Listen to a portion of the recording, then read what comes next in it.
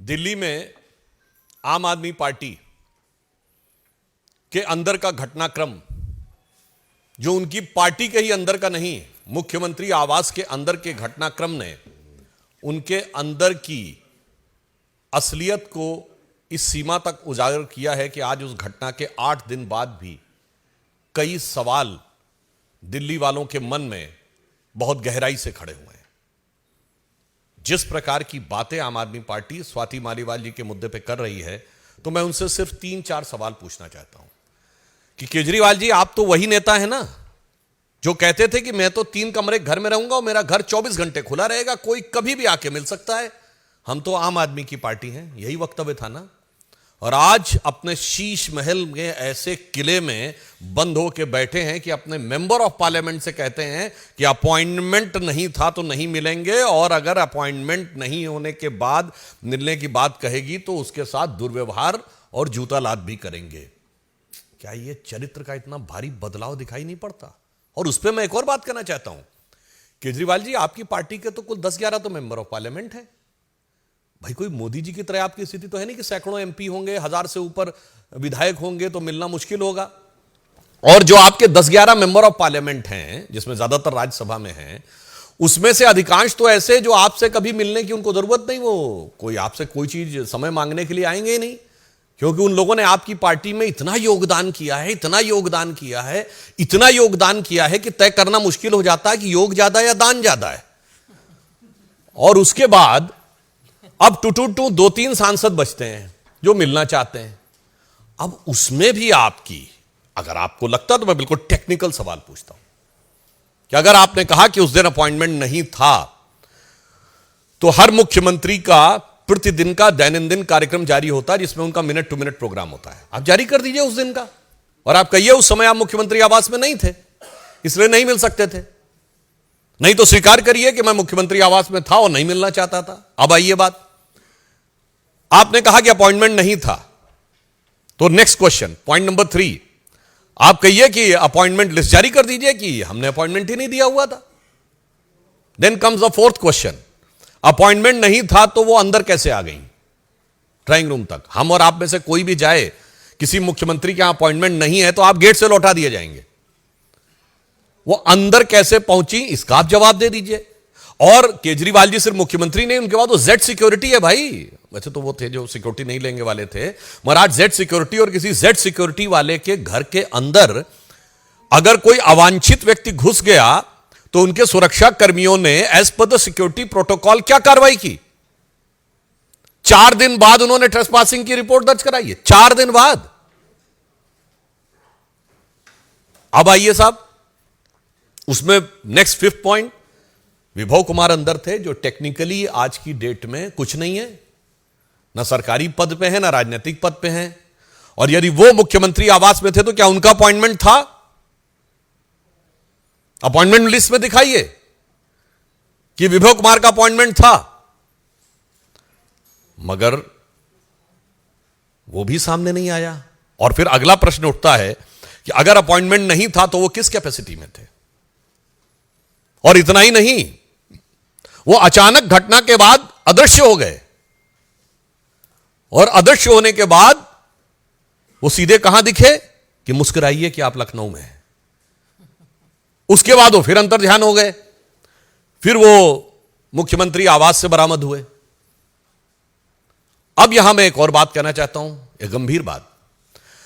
आपकी पार्टी की एक महिला सांसद ने दुर्व्यवहार की लिखित शिकायत कराई है, और आपकी पार्टी के संसदीय दल के नेता संजय सिंह, मेरी बात को मार्क करिएगा, he is not a normal member of parliament. Rajya Sabha में आम आदमी पार्टी संसदीय दल के नेता हैं संजय सिंह, जिन्होंने आम आदमी पार्टी की ऑफिशियल प्रेस कॉन्फ्रेंस में कहा कि दुर्व्यवहार हुआ है। तो मैं टेक्निकली एक और बात कहूं कि टेक्निकली वो केजरीवाल जी के समकक्ष हैं, क्योंकि वो संसदीय दल के नेता हैं। केजरीवाल जी राष्ट्रीय संयोजक हैं, और विधायी दृष्टि से देखा जाए तो वो विधायक दल के नेता हैं दिल्ली में। तो ये बताइए, अगर आपकी पार्टी का leader of the parliamentary party कुछ कह रहा है और आपकी एमपी ये कह रही, तो मैं पूछना चाहता हूं, आपने कोई जांच गठित की क्या? आपकी सरकार ने, ये छठा पॉइंट है, आपकी सरकार ने कोई जांच गठित की या आपकी पार्टी ने कोई जांच गठित की? और अगर जांच गठित नहीं की तो किस आधार पर आप निष्कर्ष निकाले ले रहे हैं? अब मैं यह भी बताना चाहता हूं कि जो कुछ हुआ है वो एक दृष्टि से और महत्वपूर्ण है। आप सब लोगों ने कई बार सुना होगा, किसी राज्य में जिस दल की सरकार हो तो दूसरे दल के सांसद के साथ कई बार दुर्व्यवहार होने की घटनाएं आई हैं प्रकाश में। पर यह भारत के इतिहास का एक अद्भुत उदाहरण है, एक विचित्र उदाहरण है, जहां जिस दल की सरकार है, जिस राज्य में, उसी दल के मेंबर ऑफ पार्लियामेंट के साथ दुर्व्यवहार नहीं हुआ है, फिजिकल मैन हैंडलिंग हुई है। कहां पर हुआ है? सीएम हाउस में। मुझे लगता है आप सब लोग पत्रकार हैं, शोध करके बताइएगा ऐसा कोई उदाहरण भारत की राजनीति में उपलब्ध है? हां, मिलता जुलता उदाहरण मुझे याद आता है, क्योंकि विभव कुमार जी उसके बाद लखनऊ में ही मिले थे। लखनऊ में घटना हुई थी 1995 में, जिसे आप सब स्टेट गेस्ट हाउस कांड कहते हैं। मायावती जी के साथ ऐसा ही हुआ था, और यह उनका शब्द था, मायावती जी का, मेरा शब्द नहीं है, कोट अनकोट बोल रहा हूं कि समाजवादी पार्टी के गुंडे मेरी जान लेना चाहते थे, अनकोट, और उनके साथ हाथापाई हुई थी, दुर्व्यवहार हुआ था, जिसे हम सब स्टेट गेस्ट हाउस कांड के रूप में जानते हैं। मगर यह तो नई राजनीति वालों ने एक नया ही अध्याय लिख दिया कि सीएम हाउस के अंदर, अरे भाई वहां तो मुलायम सिंह जी की पार्टी के लोग कर रहे थे, यहां तो इन्हीं की पार्टी के लोगों ने अपनी महिला सांसद के साथ कर दिया। तो मैं कहना चाहता हूं, अगर वो स्टेट गेस्ट हाउस कांड था तो यह सीएम हाउस कांड है। वो लखनऊ के स्टेट गेस्ट हाउस कांड से ज्यादा भयानक सवाल खड़े करने वाला यह दिल्ली का सीएम हाउस कांड है। अब यहां हम एक और बात भी कहना चाहते हैं, ये हम लोगों की पार्टी के बारे में बड़ा ज्ञान देते हैं केजरीवाल जी, मुझे पता है ये होने वाला है, ये तो उसके साथ ये चल रहा है। फिर वो बताते हैं नहीं नहीं, मुझे तो ये भी पता है कि मोदी जी से मिलकर लोग आए थे, और मुझे खुद उसने ने बताया कि मोदी जी ऐसा कह रहे थे। फिर ये भी बताते हैं मुझे सीबीआई वालों ने अंदरूनी सोर्स से बताया है कि ऐसा होने जा रहा है। फिर ये भी बताते हैं कि ईडी वालों ने बताया है। मतलब दुनिया भर का ज्ञान रखते हैं, और जो 20-22 साल से आपके साथ एनजीओ के जमाने से काम करने वाली आपकी सबसे साथ की वरिष्ठ सहयोगी जो आपकी राज्यसभा सांसद हैं, उनके बारे में कोई ज्ञान नहीं था कि अचानक वो बीजेपी के एजेंट नजर आने लगी।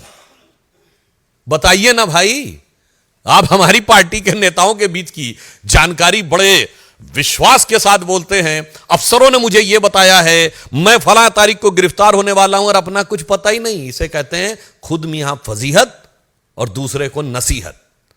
पर यहां बात उससे गंभीर है। किसी महिला सांसद के साथ इस प्रकार का दुर्व्यवहार जो आपकी पार्टी के द्वारा स्वीकार किया जा चुका है, उसके बाद बजाय उसका निदान करने के पूरी की पूरी पार्टी उसका चरित्र हनन करने में लगी हुई है। तो हम पूछना चाहते हैं आम आदमी पार्टी से कि आपकी ऐसी कौन सी मजबूरी है? आप आरोप लगा रहे हैं। देखिए साहब, सांसद आपका, पार्टी आपकी, घर आपका, मुख्यमंत्री आपका, पूर्व पीए आपका, लड़ाई हुई आपके दोनों लोगों के बीच में, और इस आपका पाप भी आपका और आरोप हम पे। भाई आपकी तो वो सिर्फ तेरा तुझको अर्पण क्या लागे मेरा, इसमें हमारा क्या था? सब कुछ तो आप ही का था। इसलिए मैं एक और गंभीर प्रश्न पूछना चाहता हूं। आम आदमी पार्टी जो कि भ्रष्टाचार में आकंठ डूबकर एक नया कीर्तिमान बना चुकी है, उसके अनेक नेता जेल में जा चुके हैं। मनीष सिसोदिया जी जेल गए, संजय सिंह जी जेल गए, सत्येंद्र जैन जी जेल गए।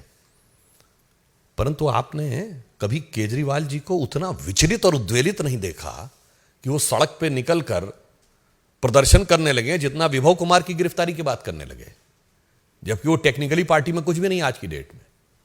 ये राज क्या है, दिल्ली की जनता जानना चाहती है और देश की जनता जानना चाहती है कि मनीष सिसोदिया जो आपके उप मुख्यमंत्री थे, सत्येंद्र जैन आपके मंत्री थे, संजय सिंह राज्यसभा में नेता संसदीय दल थे, उनकी गिरफ्तारी पे आप सड़क पे नहीं उतरे, भाजपा मुख्यालय की घेराव करने नहीं आए, और विभव कुमार की गिरफ्तारी से आपकी बेचैनी इस कदर नजर आ रही है कि वो साफ समझ में आता था। वो लखनऊ की प्रेस कॉन्फ्रेंस याद करिए, जब सवाल पूछा गया तो उनके चेहरे की जो भाव भंगिमा थी उस सवाल के ऊपर, वो साफ नहीं बता रही थी कि लाख छुपाओ छुप न सकेगा, राज हो कितना गहरा, और दिल की बात बता देता है असली नकली चेहरा। और उसके बाद उन्होंने जैसे वो खिसकाया था उस तरफ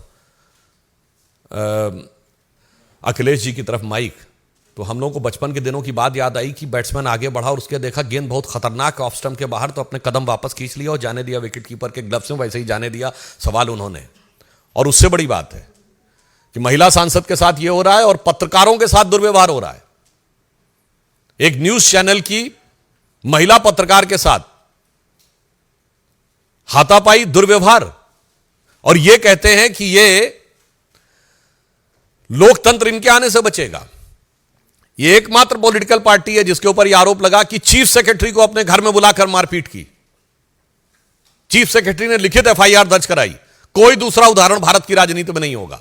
तीसरा मैं याद दिलाना चाहता हूं, बहुत से लोग भूल गए होंगे, 2024 का चुनाव चल रहा है। 2014 के चुनाव के समय आम आदमी पार्टी की टॉप कमेटी ने, जो इनकी शीर्ष एग्जीक्यूटिव कमेटी थी, उनके लोगों ने भाजपा कार्यालय पे अशोक रोड पे हमला बोला था, लाठी डंडे लेकर पथराव किए थे। ये स्वभावतः उत्पात और बवाल करने वाले लोग हैं। केजरीवाल जी ने मुख्यमंत्री होने से पहले, याद करिए, बिजली के वायर काटे थे। 26 जनवरी से एक दिन पहले पूर्व संध्या पे इन्होंने धरना प्रदर्शन किया था। मैंने सिर्फ याद दिलाया, ये इनकी प्रवृत्ति है, ये इनकी ये प्रवृत्ति है। तो फिर अंत में हम ये सवाल पूछना चाहते हैं कि बड़े बड़े नेताओं की गिरफ्तारी पे वो तेवर नहीं दिखा जो घबराहट और तेवर विभव कुमार की गिरफ्तारी पे दिखा है। कहीं ऐसा तो नहीं कि विभव को जब भी देखते होंगे केजरीवाल जी, तो देख के उनके दिल में आता ये होगा कि मानो विभव उनसे कह रहा हो, बैठा हूं दिल में इतने राज छुपाए, जरा सा होंठ हिले तो तुम्हारा दिल डगमगाए। और ऐसा तो नहीं कि विभव में ही उनकी पार्टी के पराभव के बहुत सी संभावनाएं निहित हों, इस कारण से वो ऐसा कर रहे हैं।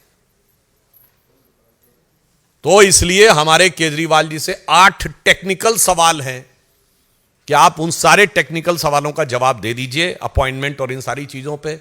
उसके बाद एक पॉलिटिकल सवाल है कि आपके 2 एमपीज, जिसमें आपके leader of the parliamentary party भी हैं, उन्होंने दुर्व्यवहार कबूल किया है, तो आपने कोई राजनीतिक या कोई प्रशासनिक जांच क्यों नहीं बैठा ली है। और तीसरा अंतिम एक मॉरल सवाल है कि बड़े बड़े नेताओं की गिरफ्तारी पर आपने वो प्रतिक्रिया नहीं व्यक्त की जो विभव कुमार की गिरफ्तारी में की। इस राज का रहस्योद्घाटन कर दीजिए। धन्यवाद। साथियों, सर्जिकल स्ट्राइक्स पर सवालिया निशान उठाने वाले, दुनिया भर की बातों पर अपना ज्ञान देने वाले केजरीवाल जी अभी तक, सोचिए 8वां दिन है, स्वाति मालीवाल के मामले पर बिल्कुल खामोश हैं। स्वाति मालीवाल उन 10 राज्यसभा के सांसदों में से सबसे पुरानी हैं। लोकसभा में तो 0 सीटें हैं, सब तो राज्यसभा से उनके सांसद हैं। उन सब में आप देखेंगे 10 में 20 साल से उनके साथ वो काम कर रही हैं। और अब हम लोग को बताया जा रहा है कि दरअसल वो भाजपा की एजेंट रही हैं। आपने देखा किस तरह से सीसीटीवी का जो डीवीआर दिया जाता है पूरी तरह से ब्लैंक होता है।